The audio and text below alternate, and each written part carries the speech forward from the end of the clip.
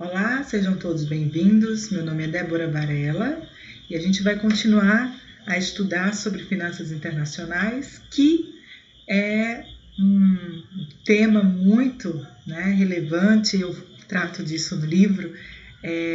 Nos dias atuais, nós precisamos estar o tempo inteiro estudando, e essa área é uma área relevante nos dias atuais, porque nós estamos o tempo todo trabalhando não só no mercado interno, como a gente já conversou nas aulas anteriores, mas a gente tem que também voltar os nossos olhos para o mercado externo, já que existe uma moeda forte lá fora que nós precisamos colocar para dentro do Brasil e estabelecer aí, vamos dizer assim, divisas, colocar divisas estrangeiras dentro do país. A gente vai conversar um pouquinho sobre isso hoje, E para isso eu trouxe para vocês acompanhar comigo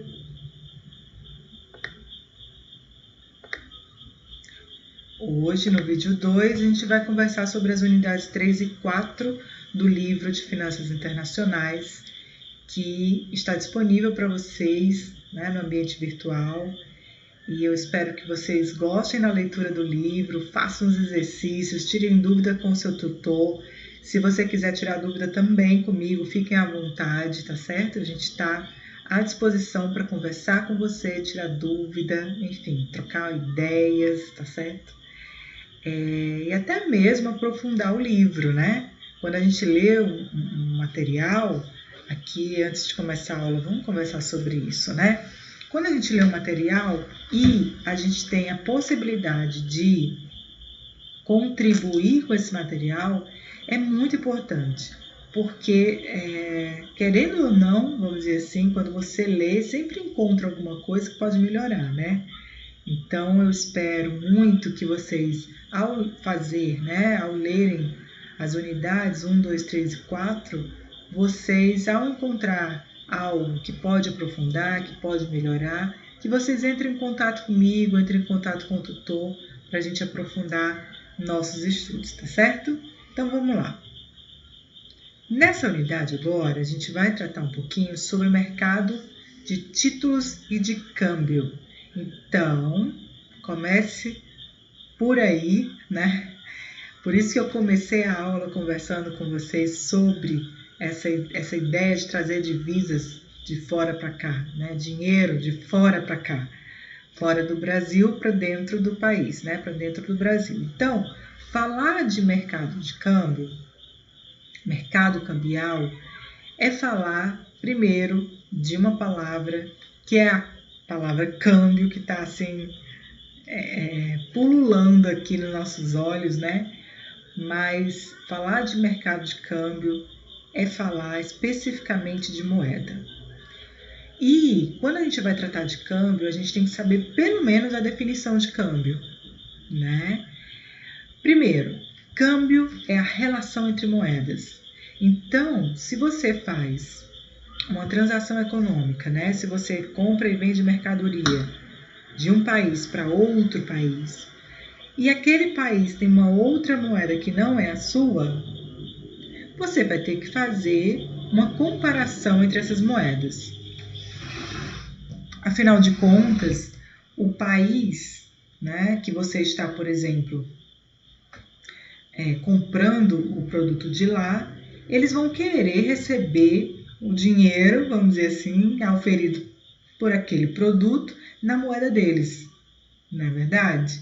Então, se não é a mesma moeda, a sua moeda, certamente você vai ter que fazer uma comparação entre moedas. Por isso que a gente chama que câmbio é a relação entre moedas, tá? Então, o mercado cambial, quando a gente vai tratar do mercado cambial e as operações de câmbio, a gente está trabalhando aí com um mecanismo que vai permitir a troca entre moedas de um país para outro. Justamente por isso. Porque eu estou fazendo uma transação econômica, comprando ou vendendo mercadoria ou serviço, inclusive, e aquele país, ou o Brasil, por exemplo, que é o seu país no caso, Temos muito aluno aqui na Uniateneu que é de outro país, na verdade. Então, se nós formos observar, nós temos vários alunos que fazem intercâmbio com a gente. Então, veja, se você vai fazer uma compra ou uma venda de mercadoria ou serviço para o teu país e você está no Brasil, né? Com certeza você vai ter que fazer essa relação de moedas, né? Por exemplo, você também pode querer não só comprar e vender, mas você pode também querer fazer uma remessa, né? Ou seus pais que são de outro país pode querer fazer uma remessa de dinheiro de lá para cá. Por exemplo, você mora num país na Europa, então seus pais querem remeter dinheiro para você, fazer uma remessa, eles podem enviar remessa em euro. Porém, quando ele vai internalizar a moeda aqui no Brasil, tem que fazer a conversão para real, não é? Afinal de contas, a moeda nacional brasileira se chama real, não é euro, né? E aí, por conta disso, as transações econômicas internas do Brasil, elas são feitas em moeda real, né? Chamada real. Então, para você comprar alguma coisa aqui no Brasil, você não pode comprar em outra moeda, né? Salvo, né, vamos dizer assim, a moeda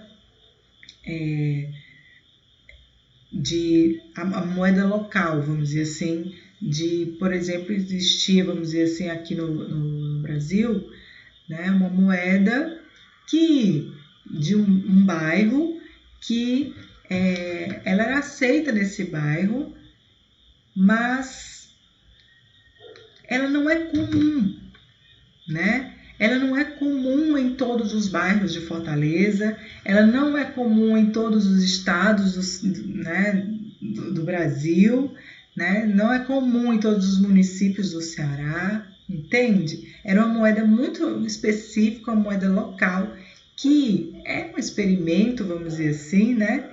Para aquela região, para aquela localidade, aquele bairro. Voltando para cá. Então, isso quer dizer que o câmbio, ele é um elemento do sistema monetário, né? Não só, vamos dizer assim, no sentido de você fazer as operações de compra e venda de mercadoria, mas também de receber dinheiro de fora, né? Então, o câmbio, ele é um elemento do sistema monetário internacional e ele tem o objetivo de facilitar as transações entre os países. E tendo em vista, pessoal, que cada país aí vai ter sua própria moeda, como eu falei desde o começo, né? Desde o início da aula.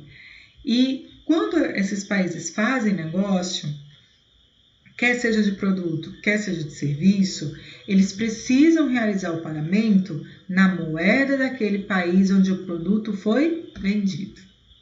Porque eles vão querer receber na moeda deles.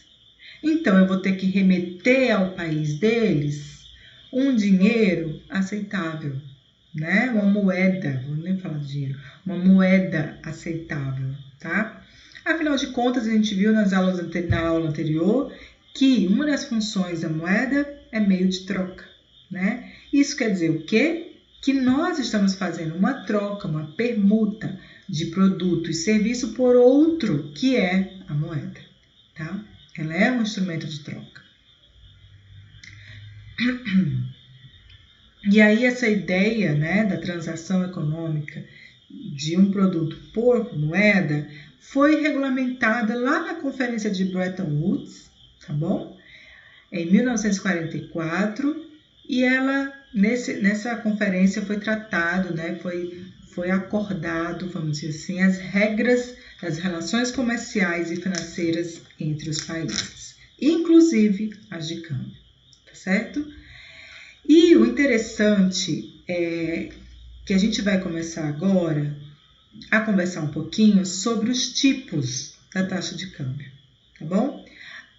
Como o câmbio é uma relação entre moedas, é importante a gente observar que ela pode ser, vamos dizer assim, estabelecida de várias formas, né? E quem estabelece a taxa de câmbio é o Banco Central. Quem cuida da moeda do país é o Banco Central. A gente já começou a ver sobre isso lá na economia monetária, na aula passada, a gente falou um pouquinho sobre o sistema monetário. A gente vai ver mais um pouquinho sobre isso, mas o que a gente está tratando é de câmbio, que é relação entre moedas. Agora a gente está extrapolando para o comércio internacional. Então eu preciso te contar que existem várias formas de você trabalhar essa relação entre moedas, tá bom? E aí, quem regula isso é o Banco Central. Então essa relação, que eu vou chamar agora de taxa, né? Taxa de câmbio, a relação entre moedas, é uma taxa porque taxa é uma relação de algum indicador em relação a outro, tá bom? No nosso caso, são moedas estrangeiras em relação à nossa moeda, tá bom? Então, a taxa de câmbio, segundo a literatura econômica, ela pode ser, a brasileira, ela já foi, né? Câmbio fixa, o câmbio pode ser fixo, o câmbio pode ser flutuante e o câmbio também pode ser dado por banda cambial. E aí você fala assim, qual é a diferença deles? O que é câmbio fixo? O que é câmbio flutuante? O que é banda cambial, tá? Eu vou falar nessa ordem aqui, porque aí você câmbio fixo, banda cambial e depois câmbio flutuante, tá? Eu vou falar nessa ordem, até mesmo para você fixar. Assim, eu nem coloquei slide, mas é porque é simples mesmo. O que acontece? Tem no livro, tá bom? Também. Tudo isso que eu tô falando para você tem no livro, tá? Que eu escrevi com muito carinho para você, tá bom? Bem, taxa de câmbio fixa, o próprio nome diz tudo, né? É um valor acordado com que o Banco Central estabelece, que aquele câmbio só pode ir, vamos dizer assim, aquela moeda vale, vamos dizer assim, no caso do Brasil, a gente já estabeleceu o câmbio fixo no Brasil. E, por exemplo, a gente já estabeleceu que o câmbio era R$1 em relação à moeda estadunidense, né, americana. Lembra disso? Quando o real começou, né, antes era cruzeiro, cruzado novo, e aí estabeleceu-se o real. Quando estabeleceu-se o real, a moeda brasileira, o que acontece? Estabeleceu-se um câmbio fixo, fixou que a moeda era R$1, entendeu? Então, foi assim um marco para a história, né? Mudou tudo, mudou o nome da moeda, mudou a própria cédula e ainda fixou que a moeda, vamos dizer assim, em relação ao dólar estadunidense era R$1. Ele equiparou o valor da moeda real, né, em relação à moeda dólar, né, para cada dólar, cada real, $1, entendeu? Então ele fixou. Ele poderia ter fixado a R$2, poderia ter fixado a R$3, mas ele fixou a R$1, ok? Então o que é câmbio fixo? É quando o Banco Central intervém na economia e estabelece um valor para o câmbio, para aquela moeda brasileira em relação a outra moeda que ele quiser estabelecer como fixa. Tá bom? Ela estabelece que a cada dólar americano vale R$1.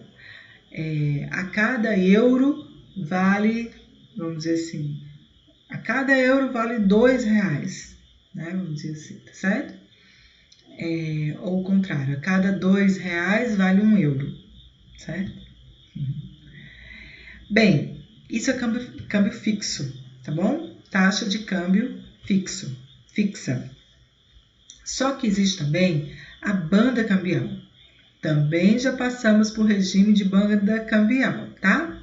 Ela é como se fosse um câmbio fixo, mas existe aí como é que eu vou dizer?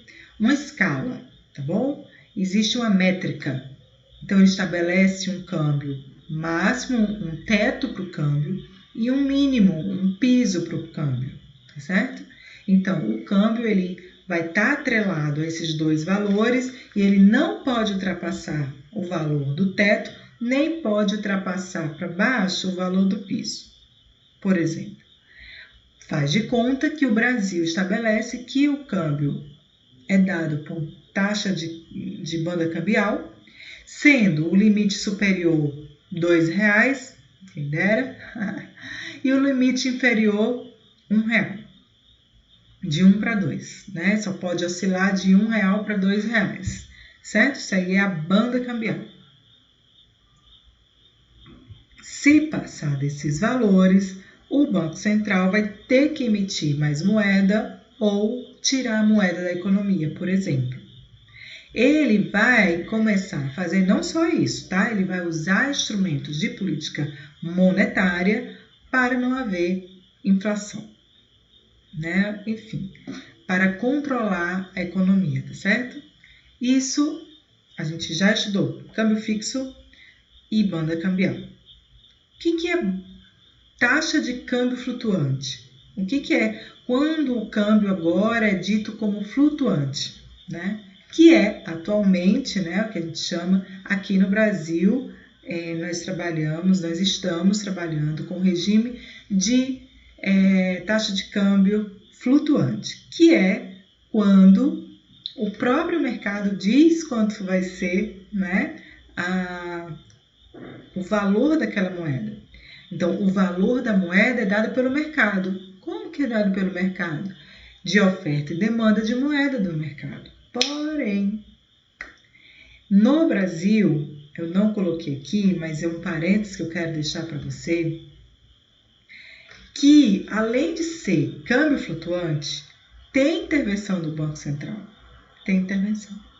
Então, a gente chama de um câmbio flutuante sujo, no sentido de o mercado autorregula, porém, se o Banco Central entender que a taxa de câmbio está muito alta, que vai prejudicar a economia interna, ele vai intervir com outros instrumentos de política monetária para que haja controle econômico, tá?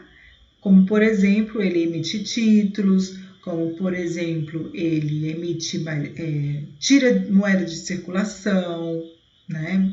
Enfim, tá certo?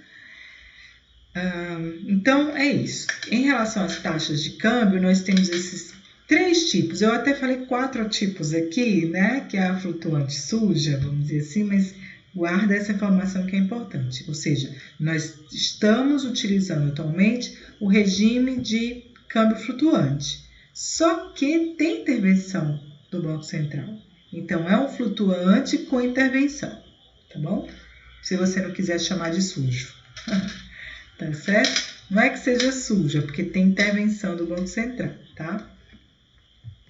Bom, e aí o mercado monetário internacional, ele é responsável por fazer financiamentos de curto e curtíssimo prazo, tá bom? Ou seja, com prazo de até 1 ano. Então, toda vida que você falar ou toda vida que você ouvir sobre financiamento de curto prazo, você vai lembrar do tempo de até 1 ano. Depois disso, você já pode considerar como longo prazo, tá bom? Já deu spoiler aí, né? Então, o mercado monetário internacional, ele é responsável pela liquidez monetária. Por quê? Porque existe uma rapidez da transformação do ativo, né, que você quer, vamos dizer assim, você está vendendo.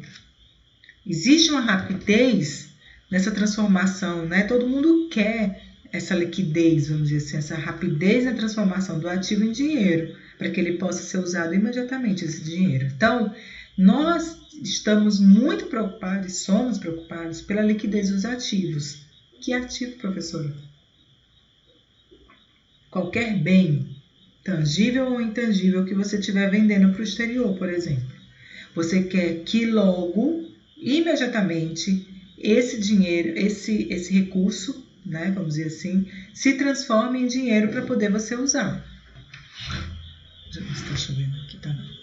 O mais rápido possível, porque você quer fazer outras coisas. Você quer comprar mais matéria-prima, por exemplo, para sua empresa, para você fabricar mais produto, né? Então, o mercado monetário internacional, ele é o responsável pela liquidez monetária daquele mercado, né, devido à rapidez da transformação de um ativo em dinheiro o mais rápido possível. Bom, para ele ser usado imediatamente, aquele dinheiro para a compra de outros insumos de produção, por exemplo, tá? Então, esse mercado, ele vai negociar títulos do Tesouro, por exemplo, por isso que a gente também chama de mercado de título e câmbio, né? Porque além de negociar moeda, o mercado internacional, ele também negocia títulos de outros países, como papéis comerciais de outras empresas que transacionam pelo mercado financeiro,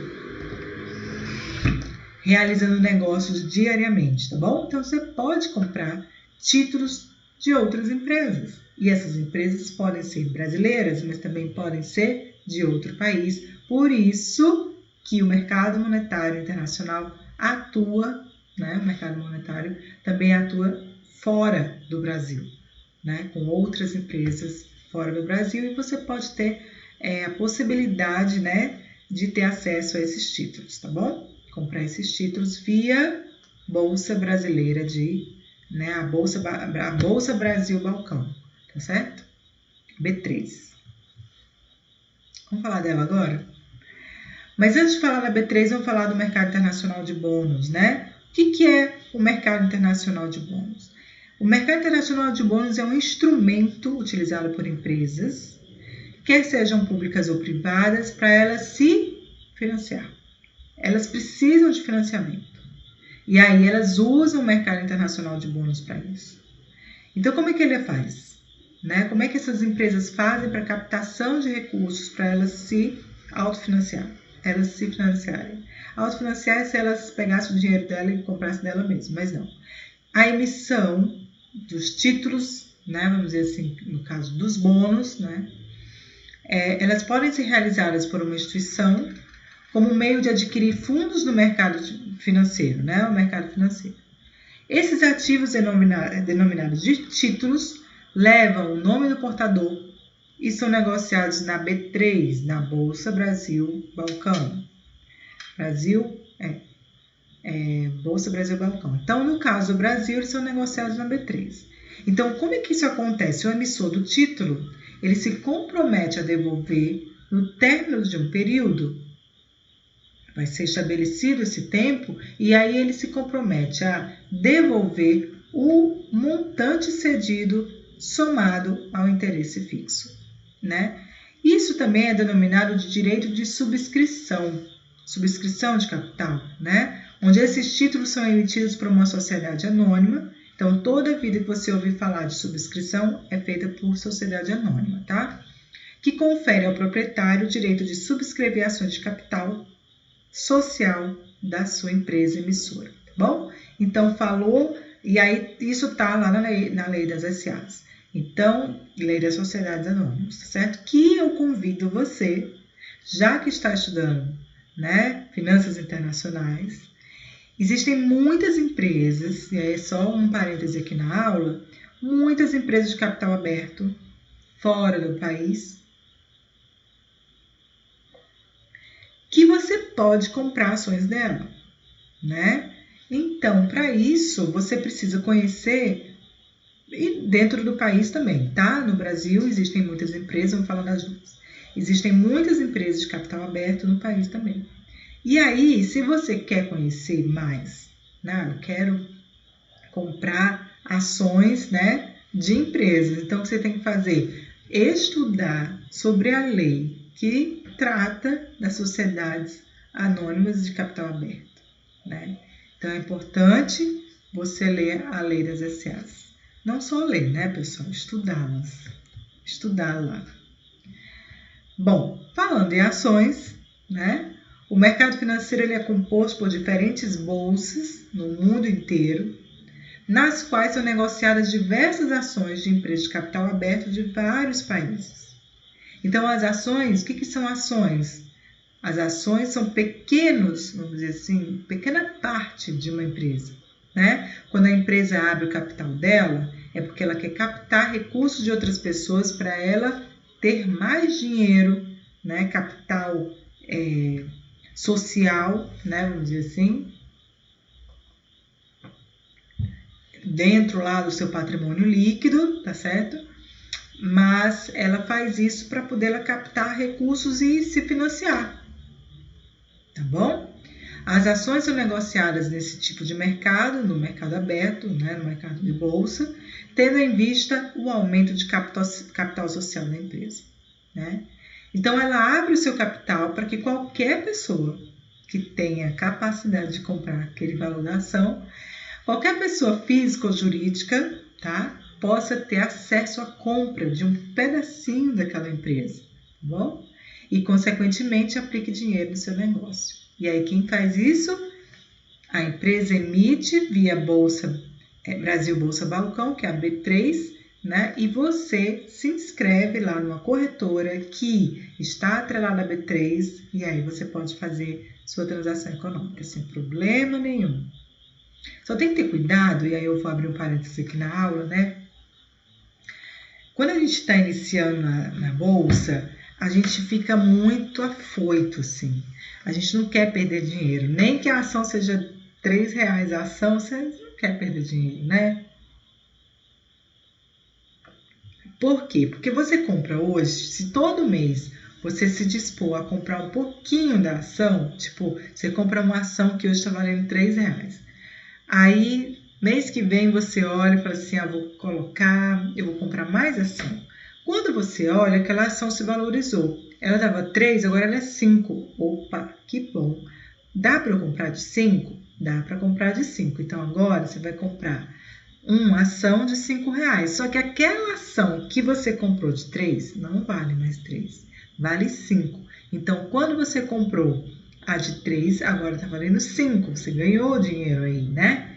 Então, quando você tem agora? Você tem R$10, você comprou outra de 5, então você já tinha 5 que você ganhou aí dinheiro nisso, você ganhou R$2 a mais, né? Tinha comprado de 3, agora você comprou mais uma ação que agora está valendo R$5. Então, você tem R$10. Aí, com o tempo, mês que vem, você olha e fala assim, nossa, ela agora não está mais valendo 5, ela está valendo agora R$7. Você já tinha 10 na vez passada, né? Comprado, você achava que estava com 10, né? Só que aquela ação agora, ela vale R$7. Então, quanto que você vai ter agora? Né? Agora você tem um ganho aí de capital e aí você vai querer comprar mais uma ação, só que agora de R$7. Você também pode comprar por lote. Não precisa ser comprar todo mês uma ação. Você pode comprar, de repente, hoje, uma ação. Amanhã você quer comprar, eu tenho R$10 aqui e a ação está valendo R$2 hoje. Eu posso comprar 5 ações? Pode. Contanto que a soma dê R$10. Lembrando que você vai pagar taxas, tá? Taxas administrativas, você vai pagar imposto de renda. O imposto de renda é sobre o ganho de capital. Na hora da compra você não paga imposto de renda não, só na hora da venda que vai ter rendimento e aí você vai pagar o imposto sobre essa renda. E aí tem os seus limites, tá? Tem os seus valores. É muito legal você começar a estudar sobre isso porque você abre muito a cabeça, assim, no sentido de você aprender coisas novas, diferentes, né? Que ninguém nunca contou. Pois é, então eu convido você para estudar mercado de ações, né? Se é que você já não conhece no sentido até de fazer. Tem muita gente que tá uma moda agora, né? A pessoa ser trader, né? Eis que um dia, vou contar aqui um caso para vocês, eis que um dia eu estava no Natal com a minha família e de repente meu tio olhou e falou assim, Débora, você investe em ações? Eu falei, sim, invisto. Aí a gente começou a contar sobre as ações, ele também investe. E aí minha prima virou, que é a filha dele, e disse, eu sou trader. Aí eu falei, nossa, a menina é trader. O que é um trader? Trader é aquele que transaciona no mercado financeiro todos os dias, comprando e vendendo ação para tentar obter um lucro naquele dia. Ele opera diariamente, né? É um day trader, por exemplo. Só que ela diz que é trader, então ela faz a negociação não necessariamente no dia, né? O day trade é aquele que faz a operação no dia e o objetivo dele é ganhar dinheiro naquele dia, nem que seja R$1 de ganho ele vai ganhar, ele vai querer ganhar, né? Então é uma pessoa muito dinâmica no sentido de ele quer ganhar dinheiro, ele fez a compra na hora certa e quer vender na hora certa, né? Ele tem que estar super antenado, né, naquela ação especificamente, ao que vai acontecer, né, às expectativas de mercado que aquelas pessoas têm, né, o próprio mercado tem em relação àquela empresa. E aí ele vai precisar ter uma coisa chamada informação, né?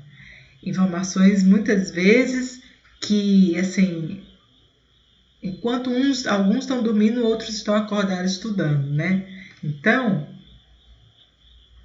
lendo, fazendo especulações, né? O que é especular? Especular é no sentido de você, vamos dizer assim, achar que algo vai acontecer, né? Especular não necessariamente é uma coisa ruim, tá? Especulação é quando você aposta em alguma coisa, né? E aí você, pelo fato de você apostar que aquilo vai acontecer e influenciar outras pessoas de que aquilo também vai acontecer, pois tá aí que pode ser que ela aconteça mesmo, porque você conseguiu fazer com que o gatilho da influência com os outros acontecesse, entendeu? Então, é um especulador. Tá certo? É errado fazer isso? Não necessariamente, né? Não necessariamente. Você está testando o mercado, você está especulando, você está checando se vale a pena ou não, você está checando se aquilo ali vai trazer um retorno para você, tá certo? Mas é bem interessante você estudar sobre isso. Outra coisa importante é estudar sobre derivativos financeiros. O que é o derivativo financeiro? Derivativos financeiros são instrumentos financeiros, né, onde são estabelecidos valores econômicos com base em outro ativo. Isso é interessante. E em relação a um período futuro, ou seja, o próprio nome sugere a própria definição dele. Por quê? Aquele ativo pode, né, derivar de outro. Então, são contratos com prazo que é definido, mas que possui o seu preço derivado de outros ativos. Esses ativos podem ser uma ação, uma taxa de juros na economia, como a Selic, ou a própria inflação do período, ou até mesmo o preço de uma commodity. Então, por exemplo, uma commodity, por exemplo, pode derivar, né, vamos dizer assim, um outro ativo financeiro. Por exemplo, a commodity, no caso, trigo é uma commodity, né? O algodão, a soja é uma commodity, mas ela pode derivar, vamos dizer assim, quando se fala do mercado de ouro, né? Ela pode derivar um outro ativo financeiro, né? Que no caso pode ser um fundo emergencial para essa commodity, por exemplo. E aí, esse fundo financeiro não foi derivado da commodity, pois diz aí que ele é um derivativo financeiro, tá bom? Ele derivou de outro. É só um exemplo hipotético, tá bom? Não necessariamente isso ocorre. Bom, vamos falar de mercado de ouro. O que é o mercado de ouro? Faz parte do mercado de risco. O mercado de ouro ele faz parte do mercado de risco, tendo em vista que considera que suas cotações, as cotações de ouro, elas variam segundo a lei da oferta e da demanda dentro do mercado. Olha aí, a gente já estudou o câmbio flexível, né? E agora a gente está trabalhando no mercado de ouro. Entenda que esse mercado de ouro, ele vai variar segundo a lei da oferta e da demanda. No mercado internacional, a referência para negociação do ouro é a Bolsa de Mercadorias de Nova York, chamada COMEX. tá bom? É ela que é a referência para negociar ouro no mundo inteiro. Ela é uma referência. Ela negocia contratos futuros dessa mercadoria que ela é uma commodity, o ouro é uma commodity. E quem faz essa transação aqui no Brasil é a B3 com a Comex, tá bom? Se você tem ouro e quiser comercializar, você entra na B3, comercializa, vamos dizer assim, qualquer país com qualquer país, mas o mercado de referência do padrão ouro, né, do mercado de ouro no mundo é a Bolsa de Mercadorias de Nova York, tá bom? A cotação do ouro no Brasil, ela é fornecida em reais por grama de ouro puro. O preço do ouro negociado no Brasil, ele vincula-se às cotações de Londres e Nova York. Justamente porque Nova York nós temos aí a Bolsa de Mercadorias de Nova York, tá? Aqui no Brasil, a gente também tem a Bolsa Brasileira de Mercadorias. Inclusive, eu trabalhei para a Bolsa Brasileira de Mercadorias, né? Via consultoria, tá? A gente tinha uma consultoria, trabalhava nessa consultoria e a gente negociava, né, via Bolsa Brasileira de Mercadorias, tá? Então, o preço do ouro, né, negociado no Brasil, ele vincula-se às cotações de Londres e Nova York, o qual faz refletir as expectativas de mercado internacional, bem como as oscilações do regime de câmbio flutuante adotado no Brasil. Tudo porque o ouro, ele é trabalhado, o risco dele é trabalhado pela oferta e demanda do próprio ouro. Lembra do câmbio flexível? Mesma coisa, né? O câmbio flutuante, né? Flexível ou flutuante. Depende das oscilações de mercado. Depende da compra e venda, né? No caso do câmbio, compra e venda daquela moeda. O ouro é uma moeda, tá bom? Porque existe um negócio chamado papel moeda, né? Mas o ouro é um tipo de moeda também, tá certo? Agora, né? Vou falar um pouquinho com vocês. A gente vai aqui para a quarta unidade agora, né? Do livro. E a gente vai falar no comércio internacional das formas de pagamento, né? Como é que acontece as formas de pagamento no comércio internacional. Então, eu vou elencar aqui com vocês algumas delas e vou conversar com vocês aqui, né, um bate-papo com vocês sobre elas, tá? Sobre cada uma delas. Vamos lá. Primeiro, vamos falar um pouquinho da remessa sem saque, que é a Open Account. O que é isso? O que é a remessa sem saque? Ela ocorre quando o exportador, depois de embarcar a mercadoria, ele envia um conjunto de documentos originais diretamente ao importador. Então, depois que ocorre, né, o exportador, depois que ele embarca a mercadoria, ele vai mandar a documentação original, né, diretamente ao importador, sem a intermediação do agente financeiro, usando, por exemplo, uma fatura comercial ou conhecimento de embarque. A remessa sem saque, que é essa primeira modalidade, ela é uma modalidade de pagamento que o importador ele vai receber os documentos de embarque da mercadoria, realiza o desembaraço da mercadoria na alfândega e depois ele vai enviar a remessa de valor do pagamento para o exportador. Considerando isso, você já sabe que, pelo próprio entendimento, né, da remessa sem saque, para quem está exportando a mercadoria, faz de conta que você é o exportador, você já sabe que você vai ter aí, vamos dizer assim, um risco de não receber. Você envia a mercadoria, né? Ele embarca a mercadoria, mas só depois de enviar a documentação e a pessoa lá que recebe o produto, só depois disso é que vai pagar.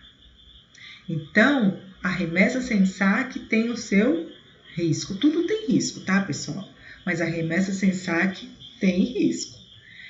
Outra forma de pagamento é o pagamento antecipado, né? O que é um pagamento antecipado? É maravilhoso, vou logo dizendo. Por quê? Porque ela é uma modalidade em que o importador realiza o pagamento pela compra do produto antes dele ser entregue. Geralmente a gente faz isso.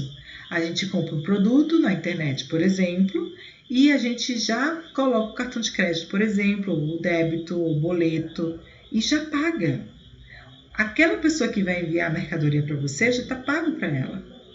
E isso garante o recebimento, eliminando o risco de o exportador não receber pela venda do seu produto ou serviço. Sendo assim, a empresa terá capital de giro para andamento de suas atividades. Interessante, né? Então, pagamento antecipado é legal para quem está exportando, né? No caso do comércio internacional, porque você já vai ter o dinheiro garantido antes mesmo de entregar o produto. Tá lá, você só envia quando você recebe a confirmação de pagamento. É muito bom porque você, para quem está vendendo o produto, você garante o dinheiro no seu caixa, né? Uma outra forma de pagamento é a chamada cobrança documentária. O que é isso? Ela é caracterizada pelo manuseio de documentos pelos bancos. Então, agora a gente está olhando primeiro a documentação, o banco que é o intermediador financeiro, vai checar, né, toda a documentação, onde o exportador deve embarcar a mercadoria e remeter os documentos de embarque à instituição financeira primeiro, tá? Então, você tem aí um intermediário financeiro e é ele que vai autorizar a realizar a transação. Então, o intermediador, ele envia, né, o exportador, vamos dizer assim, ele envia para o banco do importador toda a documentação que é necessária para que sejam apresentados para o pagamento à vista ou a prazo. E aí o importador só irá conseguir desembaraçar, né, a mercadoria na alfândega se tiver todos os documentos em mãos para cobrança. Então, tem um risco aí. E o risco maior é do importador. Por quê? Porque o exportador, que está enviando a mercadoria, primeiro ele envia a documentação, né? Ele embarca aí a mercadoria, aí a documentação tem que passar pelo agente financeiro, o agente financeiro analisa toda a documentação, tá? E enquanto isso a mercadoria está na alfândega, tá? Aí o importador vai pegar toda essa documentação no agente financeiro, no banco dele, checa se está tudo certo, tá? Agora eu vou fazer o desembaraço da mercadoria para poder pagar. Tá certo? Carta de crédito. Carta de crédito é uma modalidade de pagamento que garante uma maior segurança tanto para o comprador quanto para o vendedor. O importador, ele solicita o crédito à instituição bancária. Olha que legal! Que analisa todo o processo e, caso aprove, essa instituição financeira é quem se compromete a efetuar o pagamento para o beneficiário, que no caso é o exportador. Essa garantia de pagamento estando condicionada ao envio da mercadoria.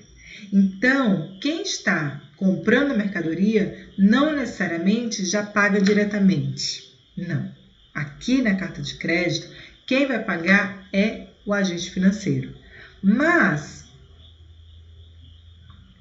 E depois, a pessoa que está comprando a mercadoria, né, que já está com a mercadoria em mão, é que vai pagar, vamos dizer assim, para o agente financeiro, tá bom? Ele já pagou, é como se ele estivesse pagando antecipado, né? Depois ele vai receber, tá? Então, é interessante isso para quem está vendendo a mercadoria, na verdade, porque ele já garante o recebimento. Depois, quem está comprando a mercadoria é que vai ter que ir lá na instituição financeira e vamos dizer assim, pagar para a instituição financeira, tá? Então, pessoal, terminamos aqui as principais formas de pagamento. Existem outras? Existem, essas são as principais. Falamos um pouquinho dos títulos e do câmbio, falamos de várias, né, vamos dizer assim, formas, né, da taxa de câmbio, falamos do mercado internacional, de bônus, de ações, de derivativos, do mercado de ouro. Então foi uma aula com bastante conteúdo, né? Eu espero que vocês tenham gostado desse vídeo 2, tá? Leiam o material, respondam as questões do livro de cada unidade, tirem dúvida com seu tutor. Se você tiver mais dúvida ainda, com maior profundidade, peça para ele entrar em contato comigo ou entre direto em contato comigo, não tem problema nenhum, que eu vou ter muito prazer em ajudar você a resolver, vamos dizer assim, seus problemas em relação ao livro, tá certo?